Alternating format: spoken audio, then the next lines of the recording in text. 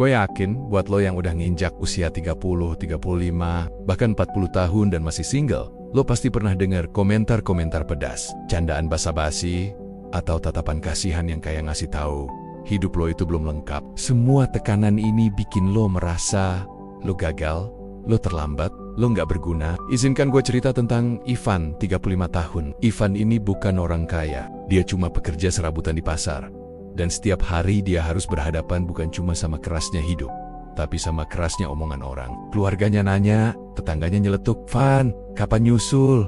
Umur udah segitu, masa nggak malu?" Dia cowok gagal karena di usia 35, dia nggak punya istri, nggak punya rumah, nggak punya status yang jelas di mata sosial. Beban itu berat banget, sampai dia ngerasa apa gunanya hidup kalau akhirnya cuma jadi bahan omongan. Suatu sore, saat Ivan lagi duduk lesu di pinggir kebun, dia ketemu sama Pak Dahlan.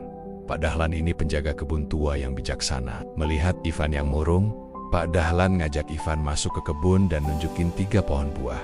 "Ivan, lihat deh, 3 pohon ini. Orang-orang di kampung kita sering ngomongin mereka. Sama kayak mereka ngomongin kamu."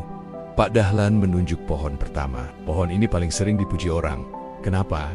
Karena dia paling cepat berbuah. Umurnya masih muda, tapi buahnya udah nongol duluan. Orang-orang bangga, "Wah, pohon ini sukses banget." Tapi, kata Pak Dahlan, "Coba lihat batangnya. Batangnya masih kurus, buahnya sedikit. Dan dia belum kuat kalau harus menanggung beban yang lebih berat." Pohon pertama ini kayak orang yang nikah buru-buru. Mereka kelihatan sukses di mata orang, udah punya buah duluan. Tapi pondasi pernikahannya, kesiapan mental dan finansialnya, belum tentu sekuat yang lo kira. Mereka berbuah cepat, tapi batangnya ringkih. Lalu mereka beralih ke pohon kedua. Pohon ini batangnya lebih kokoh, buahnya lebih banyak, jauh lebih baik dari yang pertama. Pohon ini kelihatan paling berhasil. Ivan bilang, "Wah, ini sih sukses, Pak." Tapi Pak Dahlan senyum. "Coba kamu cicipin buahnya, Van." Raffi mencicipi. Rasanya hambar, nggak istimewa, cuma manis-manis biasa. Pohon kedua ini kayak pernikahan yang lo lihat di foto-foto Instagram. Kelihatan meriah, ramai, dan sukses di obrolan keluarga. Tapi di dalamnya kosong. Hubungannya hambar, mungkin retak, hanya sekadar menjalankan kewajiban sosial dan terlihat baik-baik saja di mata dunia. Lalu Pak Dahlan nunjuk pohon ketiga. Pohon ini paling sering diejek. Kenapa? Karena dari ketiga pohon cuma dia yang belum pernah berbuah sama sekali. Orang bilang dia pohon gagal, pohon mandul. Nah, ini yang paling mirip kamu, Van. Sering diolok-olok, sering dikasihani, kata Pak Dahlan. Tapi coba kamu lihat dengan baik. Batangnya dia yang paling besar.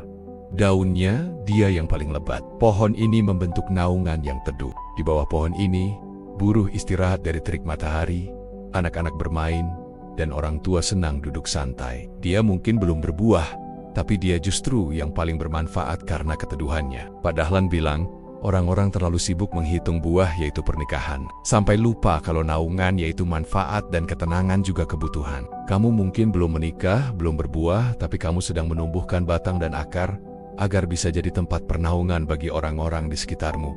Intinya begini, lo jangan buru-buru nikah cuman buat memenuhi omongan orang.